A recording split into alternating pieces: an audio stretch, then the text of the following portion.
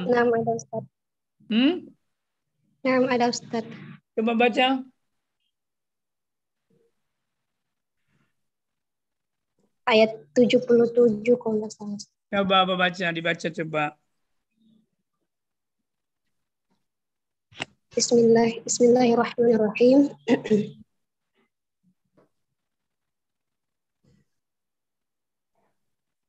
Tabarakalladzi nazzala al-furqan ala 'abdihi liyakuna lil 'alamin nazira. Iya. Ayat keberapa itu? Ayat 1. Kalau di sini ayat 77, ayat 1 Ustaz. Ayat 1 bukan ayat 77. Coba terjemahkan. Ayat 7. Maha suci Allah yang telah menurunkan Furqan Al-Quran kepada hambanya agar dia menjadi pemberi peringatan kepada seluruh alam. Ustaz? Iya, di dalam ayat itu Al-Quran disebut Al-Furqan. Al-Furqan. Al-Furqan, apa fungsi yang lain selain daripada Al-Furqan di ayat itu? Sebagai peringatan, pemberi peringatan. Sebagai peringatan. Jadi Al-Quran itu sebagai Furqan sekaligus sebagai peringatan. Di ayat 70 apa? Di ayat 70 ya, apa? Coba dibaca.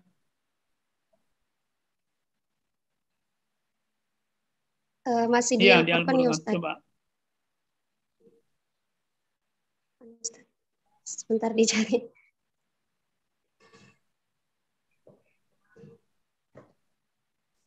Ayat 70. Bismillah. Illa man taba wa amana wa amila amalan shalihan fa ulaika yubaddilullah sayyi'atihim hasanat wa kana Allahu ghafurur rahima. Kecuali orang-orang yang bertobat dan beriman dan mengerjakan kebajikan, maka kejahatan mereka diganti Allah dengan kebaikan. Allah Maha Pengampun, Maha Penyayang. Ada kata Furqan di situ? Tidak ada, Ustaz. Iya, kalau tidak ada, kenapa Anda bisa mengatakan itu dalilnya bahwa Al-Quran itu berfungsi sebagai Furqan? Tidak, Ustaz. Tadi saya baca di referensi lain ada ayat 77, bukan ayat 70, iya. Ustaz. Itu pun saya baru lihat. 77, apa di 77? Coba apa di 77? Ini saya baru mau lihat karena tadi sekilas, Ustaz. Di sini, Kul ma'ya'ba'u bikum rabbi laula du'a'ukum faqad kadzdzabtum fasawfa yakunu lizama. Aku akan menyindahkan kamu kalau tidak. Ada enggak kata Furqan di situ? Tidak ada, Ustaz. Iya, makanya membaca referensi itu harus kritis. Nah, Ustaz. Iya, karena tidak semua referensi itu benar. Ya. Jadi membaca referensi itu harus kritis. Baik. Kita lanjut ke Fikriya Nadia. Fikriya Nadia. Ya, Ustaz. Ada orangnya? Ada? Ada, Ustaz. Iya. Coba Nadia, apa inti Anda enggak sebutkan ayat yang mengatakan Quran itu wajib ditadabburi?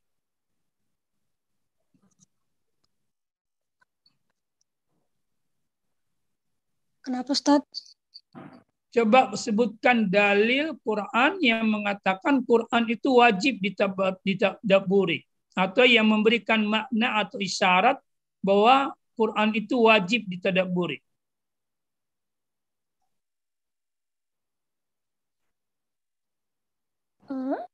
Ada Ustadz yang gerakan tadabbur surat. Ya, di mana itu? Di ayat berapa? Surat Qaf ayat 37. Coba baca.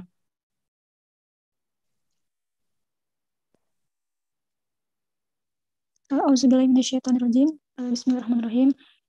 Inna fi dzalika ladzikra liman kana lahu qalbun aw alqasam'a wa huwa syahid.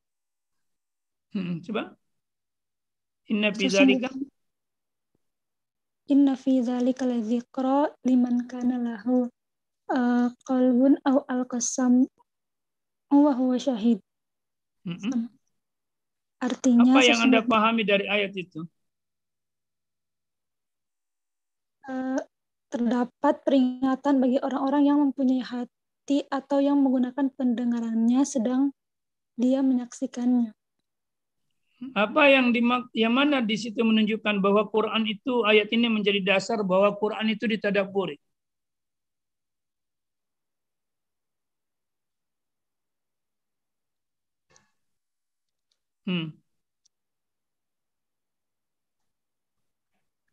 Mana ayat mana di situ yang menunjukkan bahwa Quran itu ditadabburi?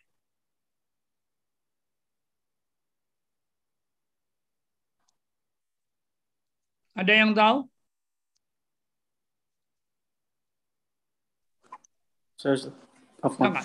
Silakan. Muhammad Nur. Di surah Shad, Ustaz. Iya, surah Shad berapa? Surah Shad itu di ayat ke-28, ke-29. Ya, silakan. Ke-29, oke. Apa dia bilang ayatnya?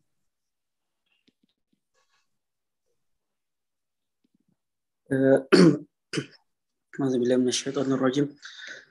Kitabun anzalnahu ilaika mubarakun liyadabbaru ayatihi wa liyatadhakkarul albab. Liyadabbaru ayati. Itu apa maksudnya?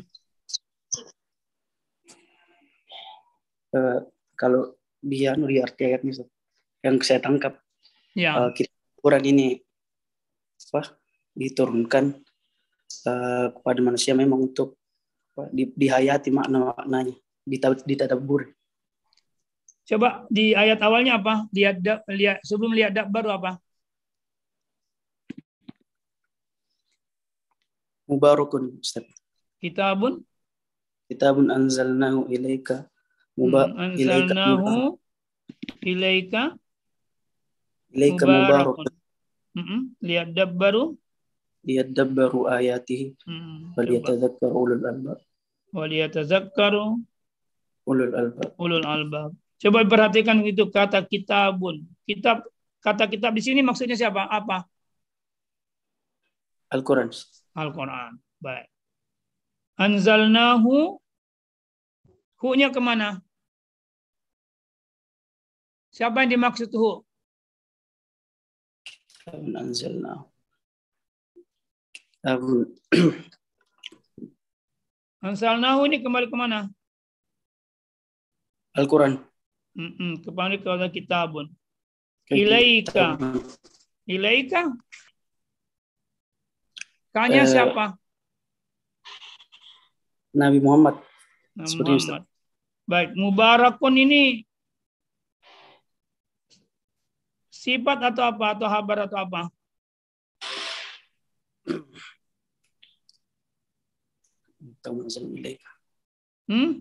Anzalnahu ilaika mubarakun. Mubarak. Sifat atau bukan? Sifat. Sifat dari apa? Al-Quran. Coba jauhnya itu sifatnya ya. Coba kalimatnya itu ada yang jadi pasil, ada pemisah antara sifat dan mausufnya. Anzalnahu ilaika itu menjadi pemisah antara, kalau bahasa biasa kitabun mubarakun anzalna itu kan. Nah, kapan keberkahan ini bisa ditemukan? Ketika kita mentadabbur. Iya, jadi keberkahan itu ditemukan ketika kita mentadabburinya. Tidak akan ditemukan keberkahan itu kalau dia tidak ditadabburi. Kalau begitu, apakah membaca tidak ada keberkahan di sana? Mendengar tidak ada keberkahan di sana? Tetap, Ustaz. Kenapa Anda mengatakan tetap? Padahal Kalau Anda tidak paham apa yang Anda baca. kalau misalnya ini Ustaz, apa namanya? Akan ada ayat idza quri'al Qur'an fastami'ulah wansitu la'allakum turhamun. La'allakum turhamun. Apa yang menjadi syarat supaya Anda dapat dikasihi? Rahmat. Ya, apa yang menjadi syarat supaya Anda dapat dirahmati? Kalau di ayatnya fastami'ulahu. Kalau didengar ya. Sekarang pertanyaan saya, membaca include berpikir, mendengar include berpikir atau tidak?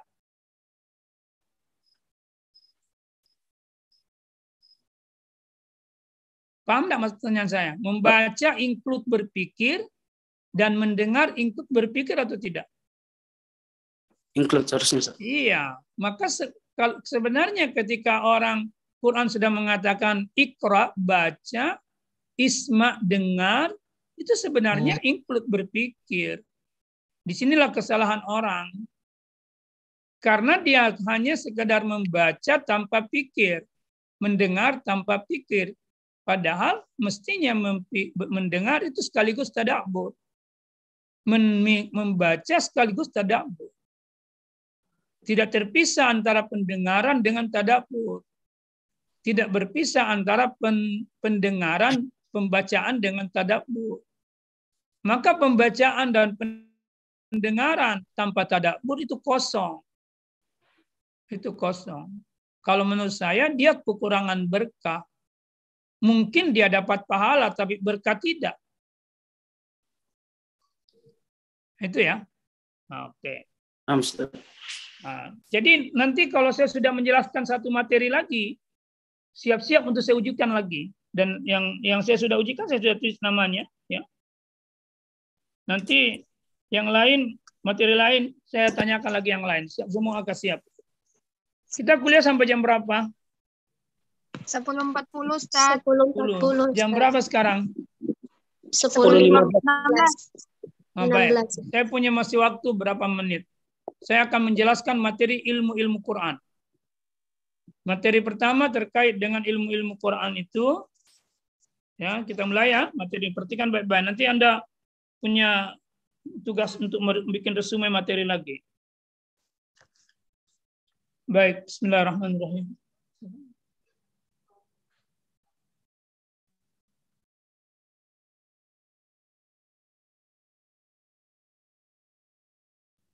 Baik.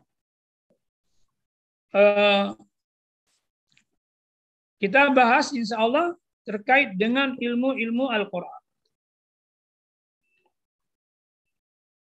Ulum Al-Quran.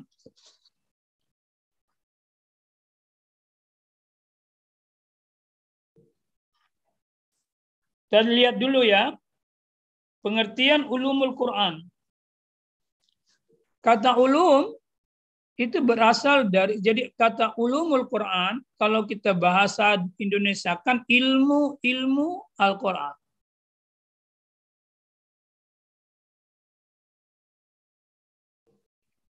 Itu dari dua kata ulum dan kata Quran. Kalau dari makna ini, maka yang kita maksud itu adalah ilmu-ilmu apa saja yang relevan dengan Al-Quran. Sekarang pertanyaannya gini, apakah ilmu terkait dengan Al-Quran itu misalnya tentang bahasa Arab, apa itu terkait dengan ilmu Quran atau tidak? Terkait, Ustaz. Kenapa dia terkait? Karena Quran itu berbahasa Arab. Maka apakah ilmu kedokteran terkait dengan Quran? Tidak. Dia masih sebenarnya ya, kalau kita mau kembangkan, memang dalam buku-buku ulumul Quran itu tidak dijelaskan dan tidak dimasukkan ilmu-ilmu kedokteran misalnya, ilmu fisika misalnya, ilmu kimia misalnya, ilmu tentang kelautan misalnya, itu tidak dimasukkan sebagai bagian daripada ulumul Quran. Padahal tentang laut, tentang kedokteran, tentang fisika, tentang kimia itu disebutkan di dalam Al-Quran. Maka seharusnya itu juga masuk dari bagian ulumul Quran. Tapi itu belum sampai pada klasifikasi seperti itu. Ulumul Quran itu masih sangat terbatas pada tema-tema yang terkait dengan bagaimana memahami Al-Quran. Misalnya asbabun nusul dan sebagainya. Ya.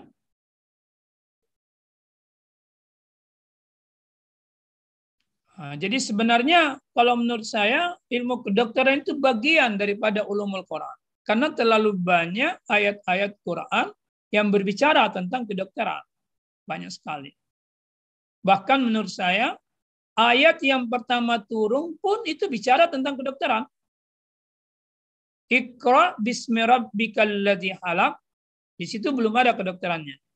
Tapi ketika Tuhan sudah mengatakan di ayat kedua, halakal insana min 'alaq, itu sudah ada kata pembahasan kedokteran di situ. Kata alaq itu kajian embriologi dalam ilmu kedokteran. Maka orang yang ingin memahami Quran mesti paham ilmu kedokteran untuk memahami apa yang dimaksud dengan kata alaq. Nah, kalau ulumul Quran itu yang dimaksud adalah ilmu-ilmu bantu yang bisa digunakan untuk memahami ayat-ayat Al-Quran, maka ilmu kedokteran itu bagian daripada ilmu bantu untuk memahami Quran. Sebagaimana bahasa Arab bagian daripada ilmu bantu untuk bisa memahami Al-Quran yang berbahasa Arab. Itu. Jadi kesimpulannya ilmu Quran itu apa? Ilmu-ilmu yang relevan dengan Al-Quran dalam pengertian menjadi ilmu-ilmu bantu di dalam memahami Al-Quran. Atau menjadi bagian ilmu yang dibahas oleh Al-Quran. Itu kira-kira pemahamannya. Ya, baik. Sekarang kita masuk pada pembahasan bagian ilmu Quran yang terkait dengan nuzulul Quran. Turunnya Al-Quran. Nuzul Al-Quran. Ini tetap diperhatikannya, saya buka dulu materinya sebentar.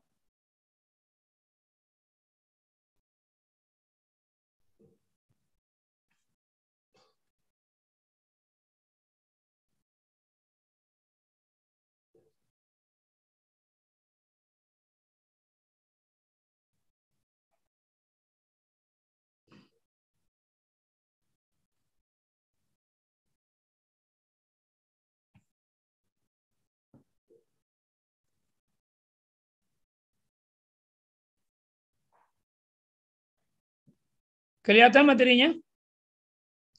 Iya, Ustaz. Kelihatan. Oh, bukan ini. Sorry. Bukan ini.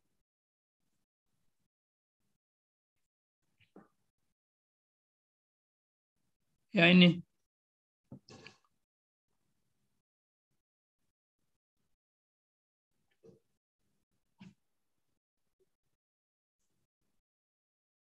Kelihatan materinya? Iya, Ustaz. Baik. Terlihat, Ustaz.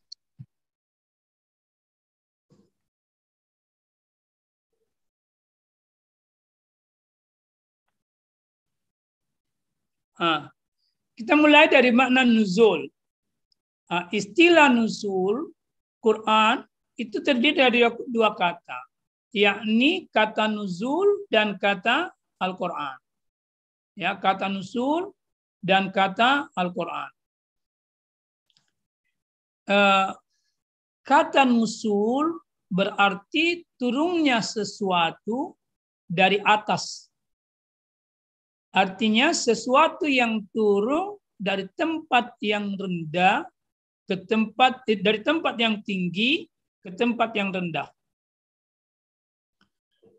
Ini mengisyaratkan bahwa Quran itu berasal dari yang maha tinggi, dari tempat yang tinggi. Quran itu berasal dari yang maha tinggi, yang memiliki ketinggian dan kemuliaan. Maka istilah nuzul itu sudah mengisyaratkan ketinggian dan kemuliaan Al-Quran itu sendiri. Ya, sudah mengisyaratkan makna kemuliaan Al-Quran itu sendiri. Maka itu Al-Quran disebut bacaan mulia.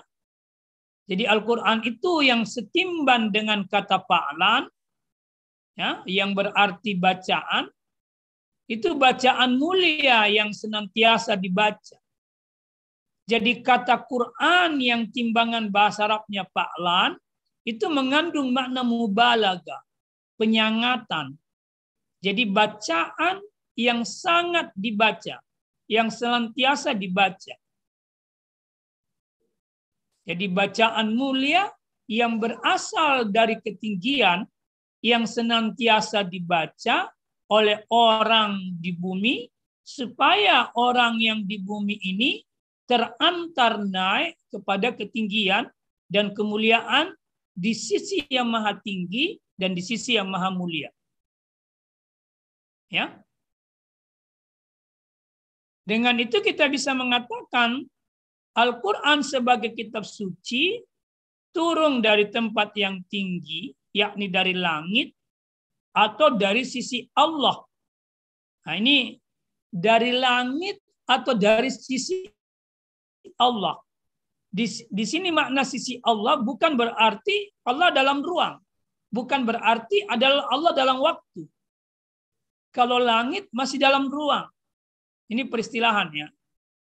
Kalau kita sudah mengatakan dari ketinggian, kenapa langit disebut tinggi, disebut as-sama? Karena dia adalah ketinggian. Karena dia adalah kemuliaan. Maka disebut as-sama. Jadi Quran itu dari ketinggian menuju kepada tempat yang rendah yakni bumi, agar manusia di bumi yang berada dalam kerendahan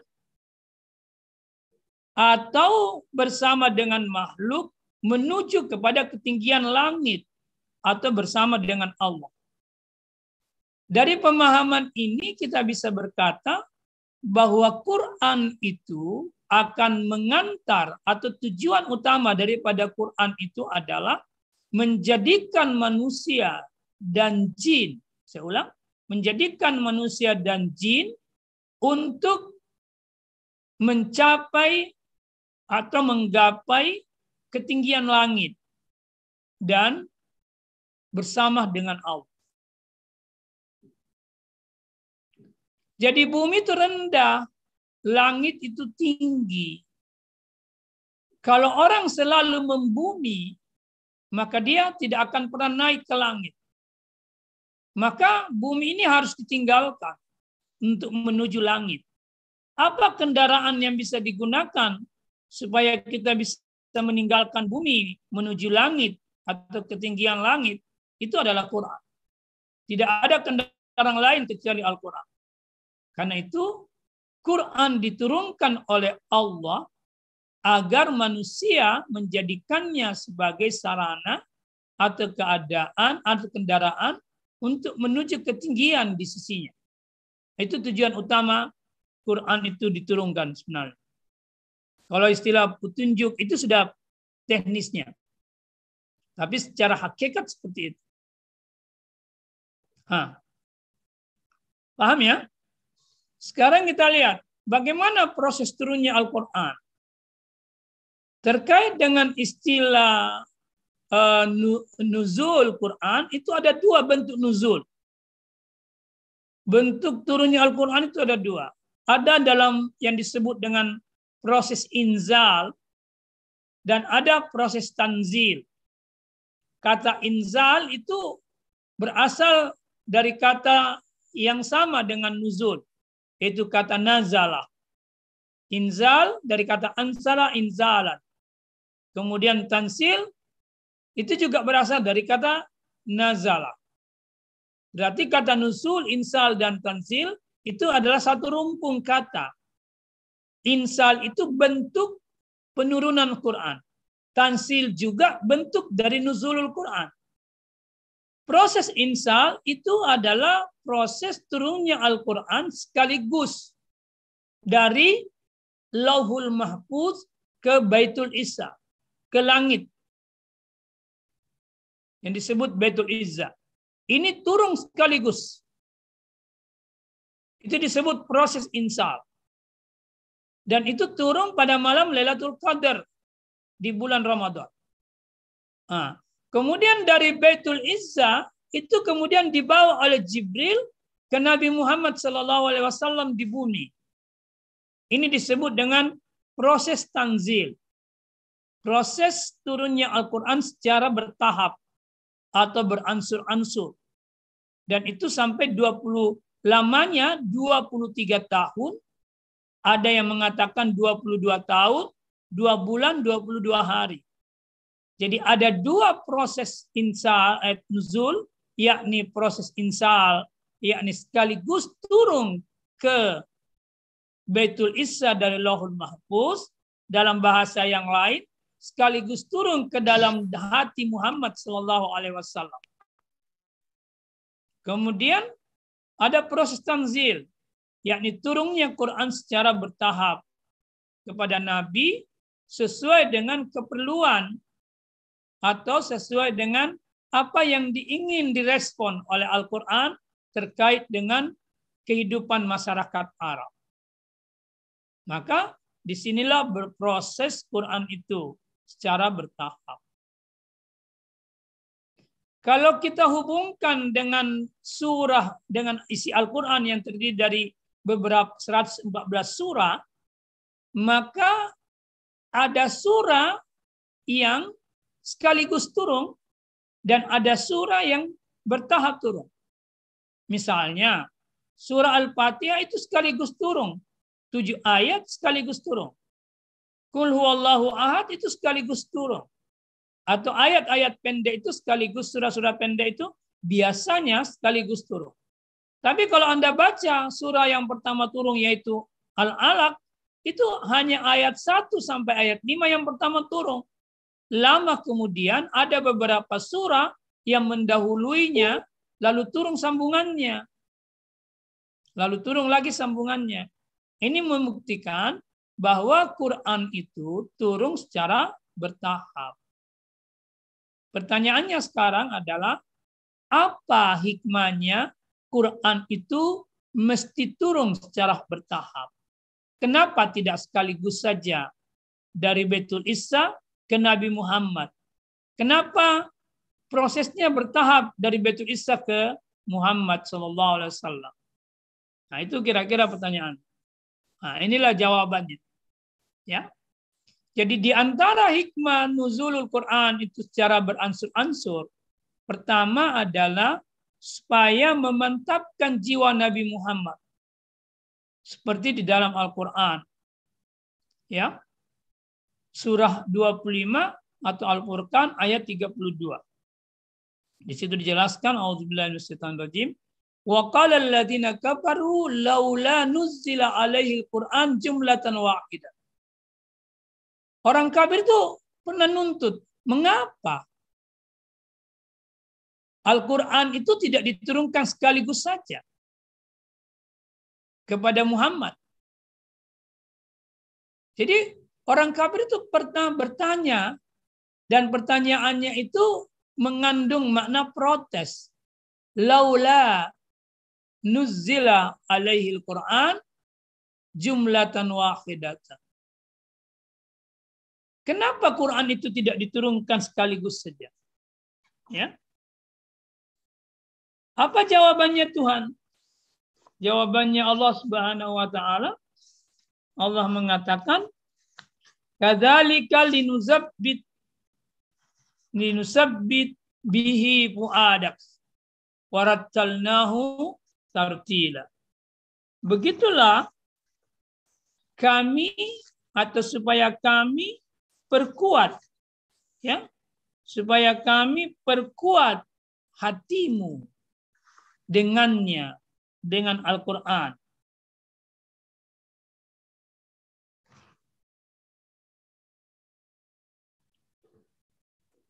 Warattalnahu tartila, dan kami membacanya kelompok secara tartil, teratur dan benar. Atau satu kelompok ayat dan kelompok ayat yang lain. Nah, dari sini kita bisa memahami bahwa salah satu hikmah Quran itu tidak diturunkan secara sekaligus kepada Nabi, supaya Nabi itu hatinya kuat, dikokohkan gitu loh. Jadi ayat laula nuzila alaihil Quran, pertanyaan orang kafir atau protes orang kafir mengatakan kenapa Quran tidak diturunkan sekaligus saja, itu mengisyaratkan makna bahwa Quran itu turun beransur-ansur kepada Nabi Muhammad. Pertanyaan itu dijawab sama Allah, linusabbita bihi fuadak, supaya Allah mengokohkan hatimu Muhammad dengan Quran. Jadi Quran itu mengokohkan hati. Quran itu menguatkan hati. Itulah sebabnya ayat di dalam surah Qaf yang tadi dibaca oleh temannya, liman kana lahu qalb, bagi orang yang punya hati, itu mengisyaratkan makna bahwa Quran itu untuk hati, bukan untuk selain hati. Maka Quran itu mesti diterima dengan hati. Maka yang bisa menghidupkan Quran, yang punya hati, yang menerimanya dengan hati. Bukan yang hanya menerimanya dengan telinga tanpa hati. Atau membacanya dengan lisan dan mata tanpa hati. Maka terkait dengan Quran harus selalu dikaitkan hati. Supaya puatnya menjadi kokoh. Maka orang yang selalu berinteraksi dengan Quran, dia akan kokoh puatnya, hatinya menjadi kokoh, kalbunya menjadi hidup. Itulah sebabnya warattalnahu tartila. Maka kami membacanya secara teratur, pelan, teratur. Karena kalau bacaan Quran itu tidak dibaca tartil, maka hati tidak ikut membaca. Coba Anda baca Fatihah satu napas, Anda tidak tartil di situ. Atau Anda baca lancar, Anda hanya fokus pada bacaan-bacaannya, tapi makna dari balik bacaan itu, lapas itu Anda tidak fokus. Karena di situ tidak, maka tidak akan menghasilkan al-fuadus sabit. Sabita, tidak akan menghasilkan hati yang kokoh. Tapi bacaan tartil itu akan membuat hati menjadi kokoh. Karena memang Quran diturunkan untuk hati supaya dia kokoh dan hidup. Apa hikmah yang kedua Quran itu turun secara beransur-ansur? Adalah untuk menetapkan hukum secara beransur-ansur. Jadi hukum-hukum agama itu tidak selalu ditetapkan sekali. Tapi ada hukum-hukum agama yang ditetapkan secara beransur-ansur sesuai dengan kondisi masyarakat. Misalnya apa? Tentang pengharaman khamar. Nah, terkait dengan pengharaman khamar, itu paling tidak 3 kali ayat Quran itu turun secara bertahap untuk bisa mengharamkan khamar. Pertama, di dalam surah Al-Baqarah ayat 219. Di situ disebutkan, yas'alunaka 'anil khamr. Muhammad, engkau ditanya, mereka bertanya kepadamu Muhammad tentang khamar, wal maisir dan judi. Maka katakan padanya, jawab Muhammad, kul. Jadi kata kul itu mengisyaratkan makna bahwa Muhammad diperintahkan menjawab pertanyaan-pertanyaan yang diajukan kepadanya. Maka kata kul ini juga mengisyaratkan makna bahwa apa yang dijawab oleh Muhammad itu bukan Muhammad yang bikin. Itu jawabannya Allah. Jadi Allah yang mengajari Muhammad SAW untuk menjawab pertanyaan. Bukan Muhammad yang pikirkan. Yas'alunaka 'anil khamr. Muhammad, mereka bertanya kepadamu tentang khamar dan judi. Kul, jawab. Ini jawabannya Muhammad, kata Allah. Fihima, pada keduanya ismun kabir. Itu ada dosa besar. Wa manafi' linnas. Ada juga manfaatnya. Jadi judi ada manfaatnya. Minum khamar ada manfaatnya. Tapi Quran mengatakan wa ismuhuma akbaru min naf'ihima. Maka dosanya, bahayanya, mudaratnya itu lebih besar daripada manfaatnya. Jadi salah satu alasan kenapa khamar itu dan judi itu diharamkan karena kerusakannya lebih besar daripada kemanfaatannya. Jadi meskipun ada manfaat di situ kecil sedikit.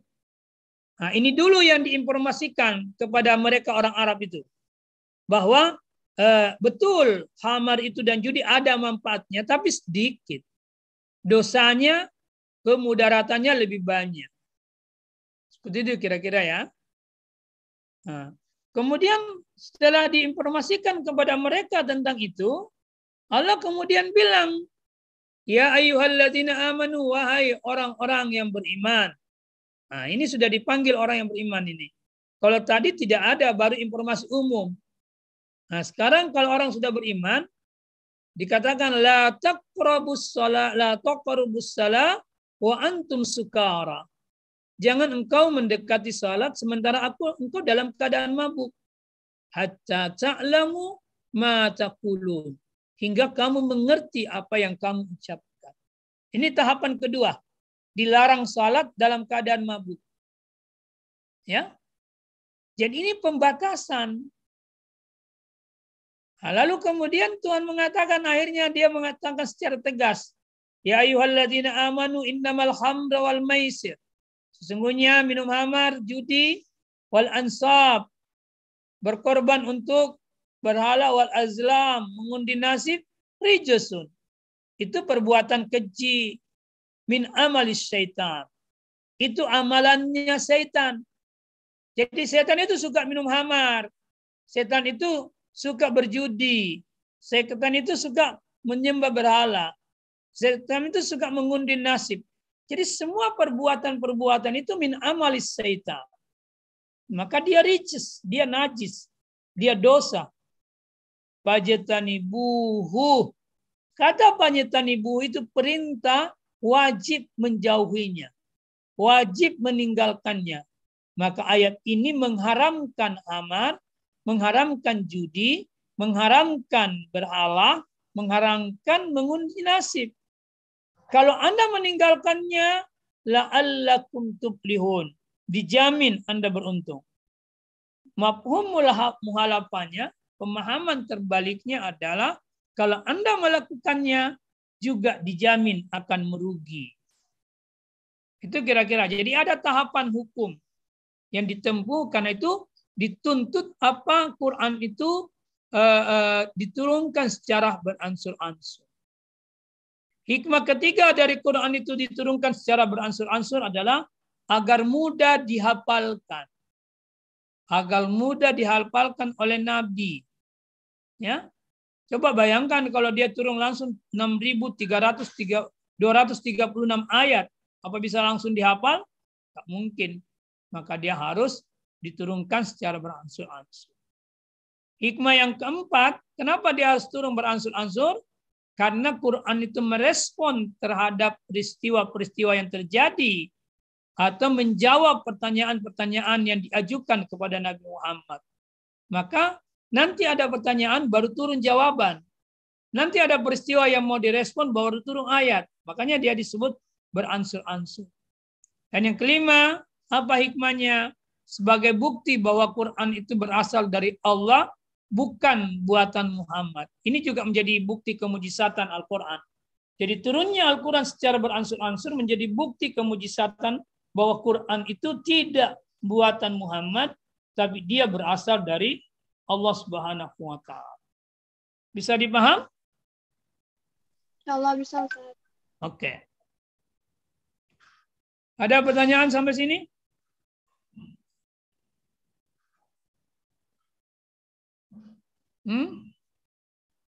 Kalau tidak ada, kita sudah habis waktunya belum? Iya, Ustaz. Baik. Lewat. Kita sampai sini dan setelah ini yang 10 menit saya kasih kesempatan atau yang masuk sekarang ini juga masuk di hadis ya? Iya, Ustaz, betul. Hadis Ya, juga. langsung aja kalau gitu. Yang silakan yang ambil hadis tetap di tempat saya akan ajarkan. Sambil mencari waktu yang lain. Waktu apa Anda kosong hadis? Bisa hadis waktu selain sekarang.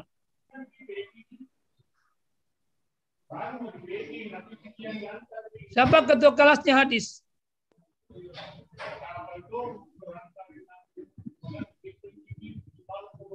Siapa yang ketua kelasnya hadis? Jafir. Siapa? Jafir. Lutfi.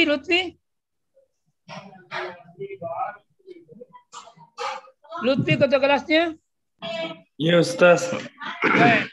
Lutfi, selain hari apa bisa Anda kosong saya bisa masuk?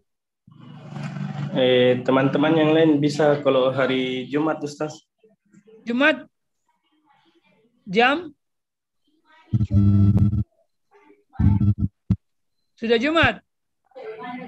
Atau sebelum Jumat? Hah? Hari jam berapa? Hari Kamis jam 2.30. Iya. Oke, kita kuliah hari Kamis. Tapi hari ini kita kuliah. Saya akan sampaikan hari ini perkuliahan. Kalau begitu tidak ada yang langsung saja ya. Langsung saja saya bawakan materi sekarang tentang hadis. Yang tidak ambil materi ini boleh live ya. Tapi kalau mau dengar boleh juga, tidak apa-apa. Saya bukakan dulu materinya.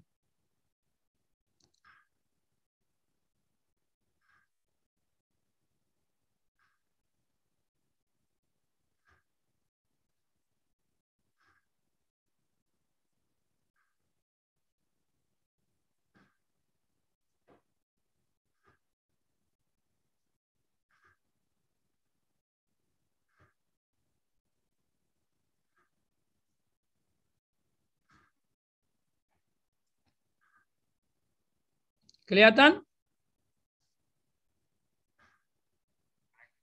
Kelihatan, Ustaz. Jadi pertama kita akan bahas tentang ilmu hadis sebagai pengantar, sebuah pengantar. Ya. Jadi kita paham dulu ini, baru kita masuk dalam kajian hadis. Kita harus paham dulu hadis itu apa dan sebagainya. Nah, kita lihat pengertian hadis dan beberapa istilah lain. Ya.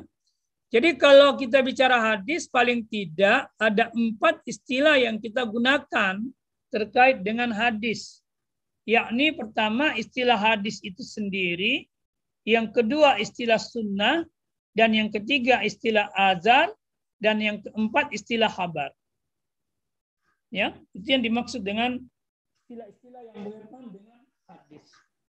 Nah, para ulama itu mengidentikan hadis dengan sunnah. Tapi kita akan coba melihat di mana identiknya dan di mana perbedaannya. Ya.